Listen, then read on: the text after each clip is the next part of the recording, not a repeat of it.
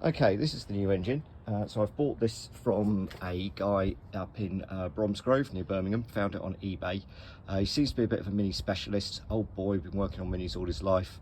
When I went up there to pick it up, he'd probably got 10 different minis that he was working on. It's a 1275 engine. He's given it a bit of a recondition, so it's got new pistons, new piston rings, big end shells on it. Camshaft is still original, so it all looked good.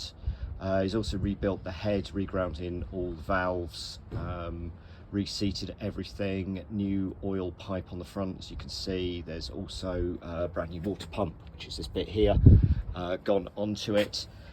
It's never been started since he did it, so I have taken a bit of a gamble and a bit of a flyer, but I got a good feeling about the guy, so hopefully it will all work out and work out well for us. The engine is a pretty standard A series engine, 8 valve, as you can quite easily see, and we'll get into that a little bit more later, and you can help me set the timing on it when the time comes.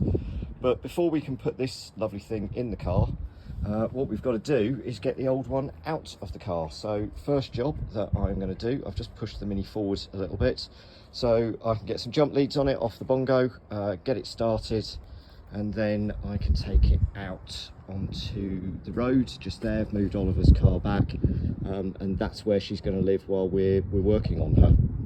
A couple of other bits and pieces I've managed to borrow from a friend of mine an engine crane, which I think is going to make this job a little bit easier, because then we're not going to be trying to lift this engine by hand.